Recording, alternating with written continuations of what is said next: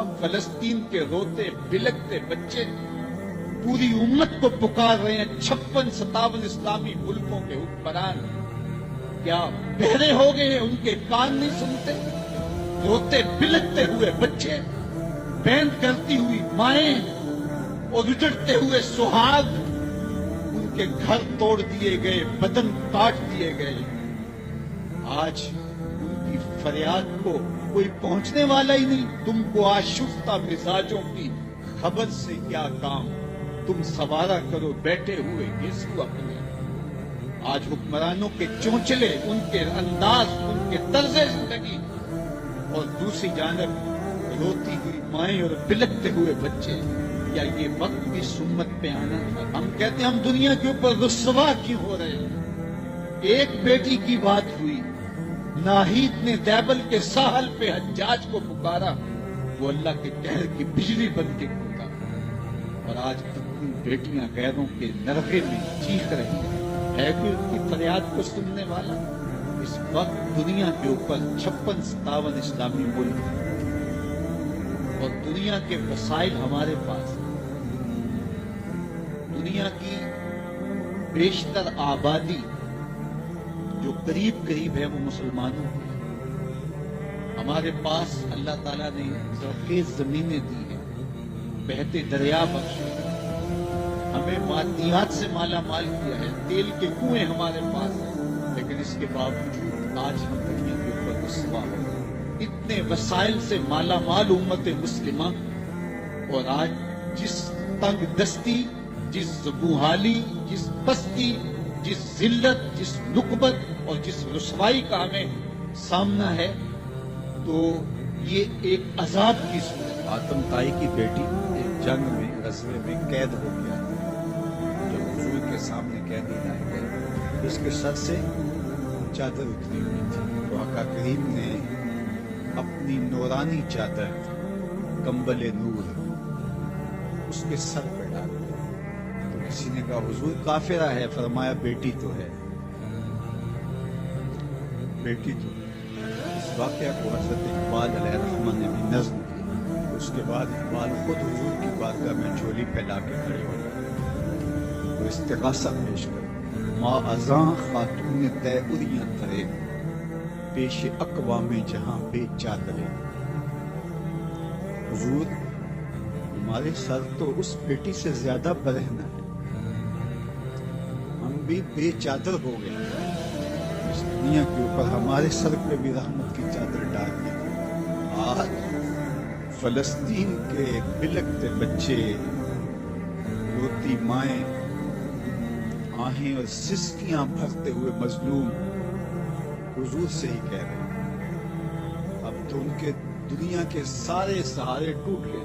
ہمیں تو یہ درس دیا گیا تھا، من لم یجد صدقہ فلیلعن الیہود، تمہارے پاس اگر صدقہ دینے کے لیے کچھ نہ ہو، یہودیوں پر لعنت کر دیا کرو، اللہ صدقے کا ثواب عطا فرماتا ہے۔ اور دن رات وہ اس میں لگی ہوئی ہیں، مختلف سیمینار، مختلف واکس اور جشن بہارا کے نام سے، اس کے علاوہ بسنت میلہ اور میوزیکل پروگراموں کے نام سے یہ کمپنیاں ہم سے ہماری متاع حیات چھیننے کے لیے دن رات کوشش کر رہی ہیں، اور یہ خطرناک قسم کی چال ہے اور مسلمان اس کے اندر شکار ہو رہے ہیں۔ کیونکہ یہود بدترین دشمن ہے اسلام کے، اور انہوں نے ہر دور میں اسلام اور اہل اسلام کے خلاف سازشوں کے جال بنے۔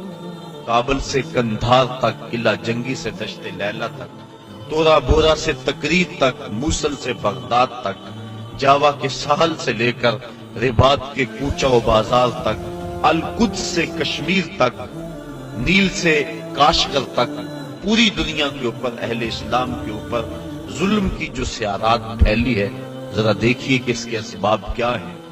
یہود و ہنود کا اور یہود و نصارہ کا گٹھ جوڑ، اور انہوں نے مسلمانوں کے لیے عرصہ حیات تنگ کر دیا، اور اس وقت ہم جس حالت میں ہیں کسی سے مخفی نہیں۔ ہمارے ساتھ جو کچھ ہوا، جو کچھ ہو رہا ہے اور جو کچھ ہونے والا ہے، کھول کر آنکھیں میرے آئینہ گفتار میں آنے والے دور کی دھندلی سے ایک تصویر دیکھ۔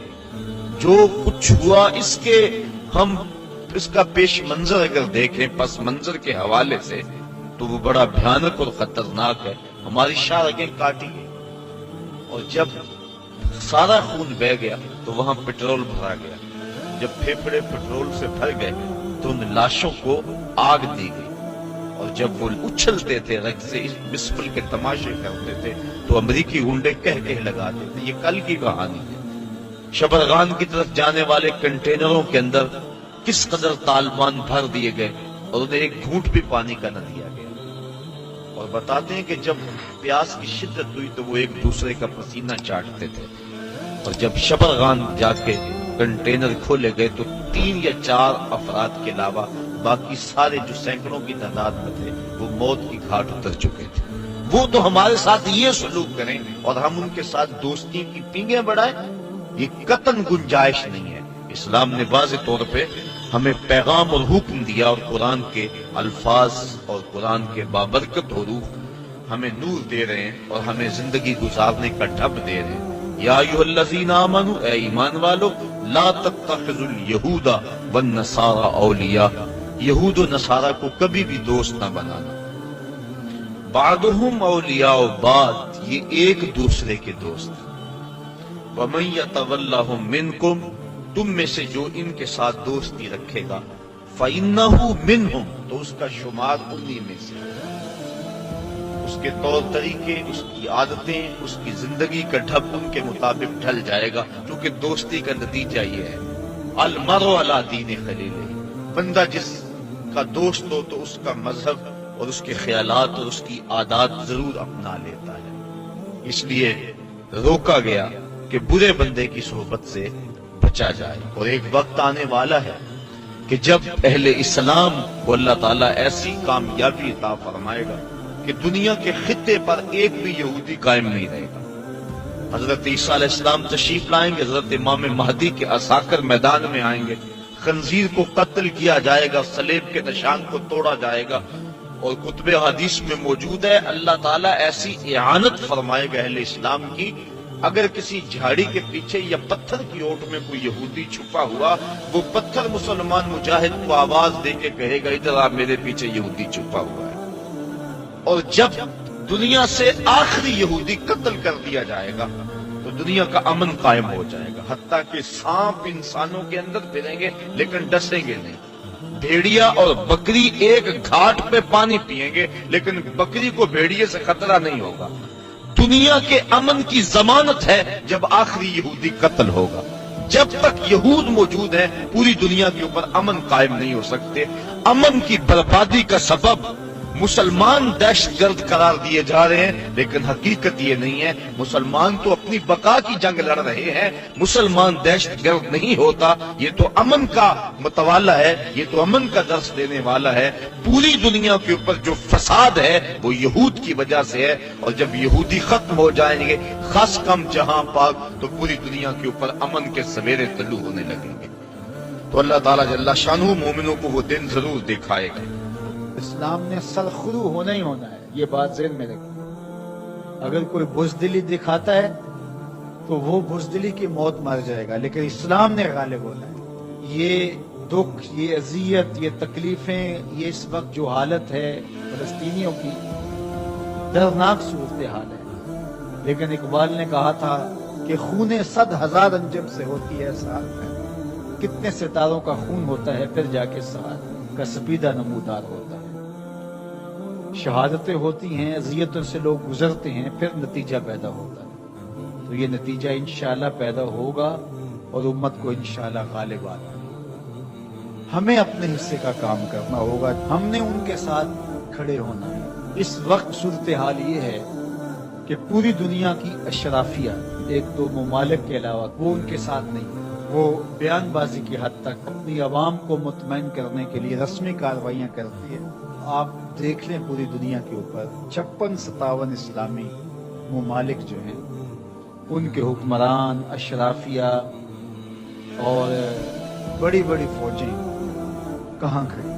سفارتی سطح پہ خلوص کے ساتھ کوشش کی جائے، اور اگر لگتا ہے کہ یہ کوششیں برابر نہیں ہوں گی تو ہمارے پاس یہ راستہ موجود ہے جہاد کا۔ جب آپ کے پاس طاقت ہوگی، توانائی ہوگی، تو پھر آپ کی سفارتی بات بھی مانی جائے گی۔ رشی کے فاقوں سے ٹوٹا نہ برہمن کا طلسم، عصا نہ ہو تو کلیمی حکار بے بنیاد۔ حضرت موسیٰ اگر کلیم اللہ تھے، ایک ان کا وصف تھا، لیکن دوسرے ہاتھ میں عصا بھی تھا۔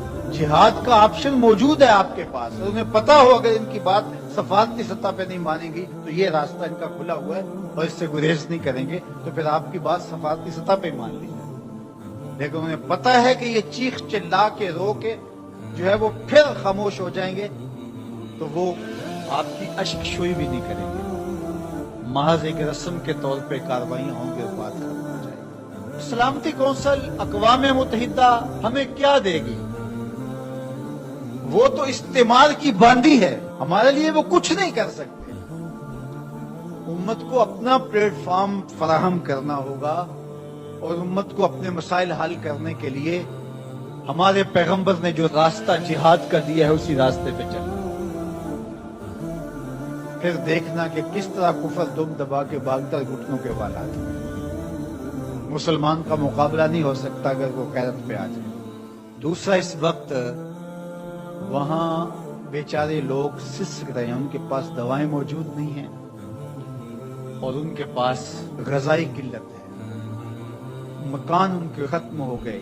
اقوام متحدہ کی رپورٹ کے مطابق 52,000 لوگ بے گھر ہو گئے اور کہیں اس سے زیادہ لوگ بے گھر ہو گئے، یہ تو ان کی رپورٹ ہے۔ اس لیے اللہ نے ہمیں آسودہ زندگی دی ہے تو ہم آدھی روٹی کھا لیں اور آدھی روٹی ان اپنے مسلمان بھائیوں کے لیے بھیجنے کی کوشش کریں۔ الحمدللہ ہم نے ادارۃ المصطفیٰ کے تحت وہاں کام کا آغاز کیا ہے۔ اگر کوئی ہمارے پہ اعتماد کرنا چاہے تو ہم بھی اس خدمت کے لیے حاضر ہیں اور انشاءاللہ آج سے وہاں غزہ کے اندر اللہ کی توفیق سے کام کا آغاز ہو گیا ہے ان کی نصرت اور اعانت کے لیے۔ باقی مختلف ذرائع ہیں، ان کے ذریعے سے آپ جو ہے وہ ان کی مدد کر سکتے ہیں۔ آپ کو اطمینان ہو جہاں تو یہ کام کرنے کا ہے۔ اس وقت سوشل میڈیا اور دیگر جو ابلاغ کے ذرائع ہیں وہ بہرحال اس دور کے اندر مؤثر ہیں اور ان کے ظلم کو، جبر کو بے نقاب کرنے کے لیے یہ ایک اچھا ذریعہ ہے۔ اور اس مرتبہ پہلی بار ایسا ہوا ہے کہ پوری دنیا کے اوپر ان کے جور و ظلم سامنے آئے۔ پہلے ان کا اپنا میڈیا تھا، میڈیا پہ قبضہ ہوتا تھا اور کچھ باہر نہیں نکلنے پاتا تھا، لیکن اس مرتبہ کیسے کیسے مناظر جو ہے وہ آپ کو دیکھنے کو مل رہے ہیں اور لوگوں کا جذبہ اور جوش و خروش آپ کو دیکھنے کو مل رہا ہے۔ تو ہمارے پاس جو بھی ٹولز ہوں ان کے ذریعے سے ہم ان کی آواز کو پوری دنیا کے اوپر پہنچائیں، یہ ہمارا کام ہے جو ہمیں ہر صورت کرنا چاہیے۔ اسی طرح ان کی مصنوعات کا بائیکاٹ کریں، اپنے ملک کی بنی ہوئی مصنوعات کو متبادل کے طور پر استعمال کریں، ترکی کی مصنوعات کو متبادل کے طور پر استعمال کریں۔ کفر کی آنکھوں میں کھٹکتا ہے تو وہ چبھتا ہے ان کی آنکھوں کے اندر گرتا ہے، اس کو مٹا ڈالیں، تو ان کے ساتھ کھڑے ہوں۔ آپ سیاحت کرنے جاتے ہیں تو ترکی جائیں دیگر مغربی ممالک کی بجائے۔ ترکی میں انبیاء کی قبور موجود ہیں، صحابہ کی قبور موجود ہیں، اور ترکی میں سابق کہف کا غار ہے، ہماری تاریخ ہے ترکی میں بہت سی، تو وہاں دیکھیں اور وہاں ان کے لوگوں کا جذبہ اور ان کا ایمان اور ان کا اخلاق، پھر پاکستانیوں سے جس طرح وہ ٹوٹ کے محبت کرتے ہیں۔ ترکی کی مصنوعات کو استعمال کریں، دیگر بلاد اسلامیہ کی مصنوعات کو استعمال کریں، پاکستان کی مصنوعات کو استعمال کریں، معیار میں کم ہی کیوں نہ ہوں کوئی بات نہیں ہے، مصنوعات جو ہیں وہ اپنے ملک کی، اپنے وطن کی استعمال کریں۔ تو بائیکاٹ کریں گے تو انشاءاللہ اس سے ان کو مالی نقصان ہوگا اور جو ہے وہ مسلمانوں کو اس کا فائدہ ہوگا۔ اسی طرح جو ہے وہ ان کی اخلاقی مدد کریں، جو صحافی ہیں وہ ان کے لیے لکھیں، جو بولنے والے ہیں علماء وہ تقریروں میں، تحریروں میں، گفتگو میں لوگوں کو اویئرنس دیں۔ اتحاد امت کے ذریعے سے ہم ان کی مدد کر سکتے ہیں۔ امت اگر متحد ہو جائے، جغرافیائی تقسیمیں، لسانی عصبیتیں اور باہمی ہماری ذاتی رنجشیں اور نفرتیں جو ایک دوسرے کے خلاف کھڑی ہو جاتی ہیں اور جس سے امت کا اتحاد پارا پارا ہو جاتا ہے، یہ بدبختی ہوتی ہے۔ تو ان ساری تقسیمات کو رد کر کے हुजूर के नाम पर, कुद्स के नाम पर, कुरान के नाम पर, तौहीद के नाम पे हम जमा हो जाएं। अल कुफ्र मिल्लतुन वाहिदा, सारा कुफ्र एक मिल्लत है, तो मुसलमान क्यों जमा नहीं हो सकते हैं? हुजूर के नाम पे सब जमा हो जाए। उम्मत की वहदत इस बात का पैगाम है कि दुश्मन के छक्के छूट जाए। मैं अपने साथ जुड़े हुए तमाम लोगों को कहता हूँ, अपनी औलादों को बहुत अच्छा पढ़ाएं, उनकी दीनी तरबियत आखिरी हद तक करें और उनकी जो दुनियावी तालीम है उसको भी बेहतर से बेहतरीन अंदाज में आगे लेके जाएं। वो हर शोबे के अंदर आगे बढ़ के शोबे के अहम मनसब तक पहुंचे और उनके अंदर जो रासिख मुसलमान है वो मजबूत तरह हो, वो आपकी आगोश से गुजरा है, वो वहां जा करके भी जो है वो पक्का सच्चा मुसलमान हो। सब लोग इस तरह जब आगे जाएंगे तो फिर नतीजा आपके सामने होगा। लेकिन अगर हम ये नहीं करेंगे तो फिर हम सवाए चीखने चिल्लाने के, सदाए एहतजाज बुलंद करने के और कुछ नहीं कर पाएंगे। तो बहरहाल गालिब तो आना ही आना है इस्लाम में, वो फिर हम नहीं होंगे, फिर अल्लाह ताला किसी और को मुंतखब कर देगा हमारी जगह पे। अगर हम चाहते हैं कि हम और हमारी नस्लें इस्लाम की नशअत के काम आए, इस्लाम की नहज़त के काम आए, तो उस काम के लिए हम अपनी नस्लों को, अपनी औलादों को, अपने रिजाले कार को तैयार करें ताकि फिर उस जगह पे खड़े होकर के दीन की नुसरत को याद करें। वो हम ये सजा काटेंगे। आज भी अगर हम कुरान से जुड़ जाएं, कुरान से वाबस्ता हो जाएं, हमारा मन भी रोशन हो और जिंदगी भी जन्नत बन जाए, जिंदगी भी नूर नूर हो जाए। और आज हमारे घरों में कुरान बंद पड़ा हुआ है, हमने उसके ऊपर गुलाब खड़ा के ऊपर ताक पे रखा है। कभी कभी उठाते हैं और उसको झाड़ करके फिर वहां खुशबू लगा के रखते हैं। कभी घरों में कुरान खुलता था, सुबहों का आगाज कुरान की तिलावत से हुआ करता था। आज सुबह का आगाज फेसबुक से होता है। कभी घरों से कुरान पढ़ने की आवाज आया करती थी, आज पाप यूसुफ की सदाएं सुनते हैं। फिर यही वजह हुई ना कि आज हर बंदा कहता है मेरे ऊपर किसी ने टूना कर दिया है, किसी ने जादू कर दिया है, बदरूहों का साया है, हमारे घर के ऊपर किसी ने जो है वो कुछ कर दिया हुआ है। मैं कहता हूं कि तुम्हारे घर में कुरान जो नहीं है, फिर बदरूहों का ही साया होना है। अगर कुरान की तिलावत होती, अल्लाह की रहमत के फरिश्ते उतर, अल्लाह की रहमतों और उसके अनवार की बारिश होती तुम्हारे घरों में, और फिर क्या होता है, भागती आमिलों के पास, और आमिल कहेगा कि तुझे कुछ नहीं है, किताबुल्लाह से दूरी का नतीजा है, बदअमली का नतीजा है, दीन से एराज का नतीजा है, तो फिर उसका तो कारोबार वही खत्म हो गया। वो कहता है तू तो वक्त पे आ गया है, अगर 2 दिन लेट हो जाता तो ये ताबीज तो चल जाती, फिर मरीज बन जाता है सही।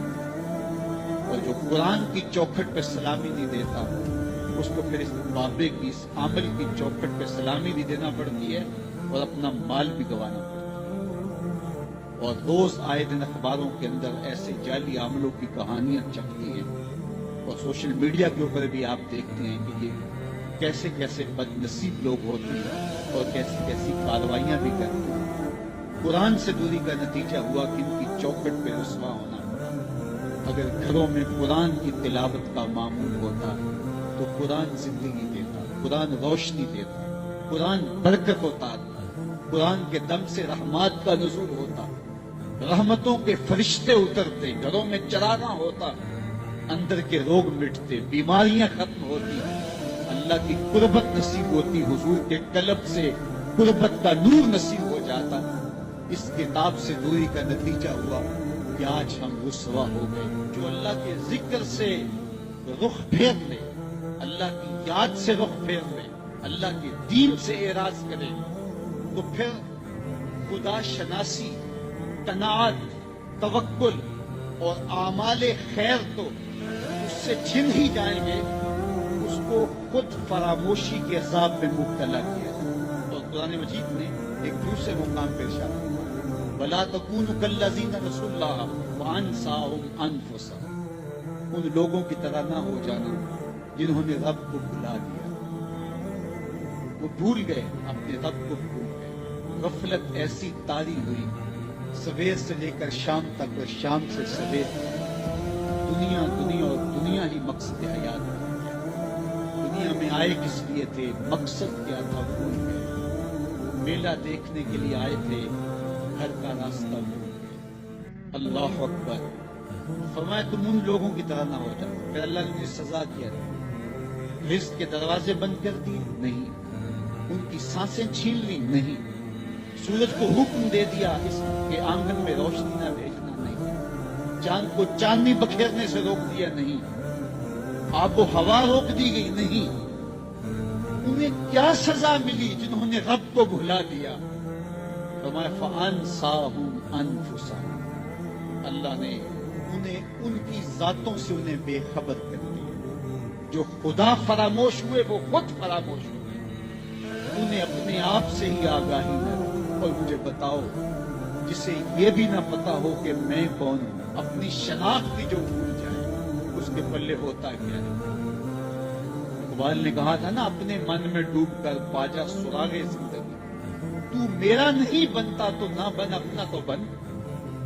मुझे बताइए, 6 फुट का जवान हो, गधे राना रखता हो, उसकी आंखें उकाबी हो, माथा कुशादा हो, रंग चमक रहा हो, होंठ गुलाबी हो, लेकिन उसकी कमीज के पीछे घर का एड्रेस लिखा हो कि किसी को मिले तो इस एड्रेस पे पहुंचा दे, तो आप उसका चेहरा देख के कहते हैं वाह क्या जवानी राना है, क्या इसके होंठ गुलाबी हैं, क्या नरगिसी आंखें हैं, क्या खूबसूरत चेहरा है, क्या शमशाद कद है। लेकिन अचानक नजर पड़ी तो उसके घर का एड्रेस उसकी कमीज के पीछे लिखा था। आपने कहा मैंने दूर से देखा, इसका तो तवाज़ुन अक्ली ही ठीक नहीं, ये तो बेचारा जो है वो पागल है। तो कद काठ होने के बावजूद घर का एड्रेस पीछे लिख दिया गया, तो अब हर कोई समझता है कि ये बेचारा फहमो इदराक के नूर से खाली है। गधे राना पे तरस आने लग जाता है, और वो आंखें जिनमें डूब जाने को झील जैसी आंखों में गोता लगाने को जी चाहता था, तो अब तरस आने लग जाता है कि ये बेचारा तो खुद फरामोश है। अल्लाह फरमाता है जिसने रब को भुला दिया, तुम ये ना देखो इसके बंगले कितने हैं, ये ना देखो इसके पास कोठियां कितनी हैं, ये ना देखो इसकी चमकती हुई कितनी लंबी गाड़ी है, ये ना देखो कि आली नस्ब टाउन के अंदर इसका घर है, ये ना देखो इसका बैंक बैलेंस कितना है, हाँ ये भी ना देखो इसके पास वजारत का कलमदान है, ये भी ना देखो कि ये वजारत उज़्मा की कुर्सी पे बैठा हुआ है, ये भी ना देखो कि इक़्तिदार की मस्तक पे झूलता है, ये भी ना देखा हो कि ये डाइस पे खड़े होकर नारे लगाता है, लोग आगे से जवाब दे के वाह वाह के डोंगरे बरसाते हैं। कहा इसकी कमीज के पीछे लिखा हुआ एड्रेस पढ़ लो, फअनसाहुम अनफुसहुम। ये वो शख्स है कि जो अपना पता भूल चुका है, जिसे पता ही नहीं कि मैं कौन हूँ, इस दुनिया पे आया क्यों, जो आके भूल गया है, इसे घर का रास्ता ही नहीं मिल रहा और ये भागा फिर रहा दुनिया के अंदर। क्या बताएं अहबाब क्या कारनामायां कर गए, बीए किया, नौकर हुए, पेंशन मिली और मर गए।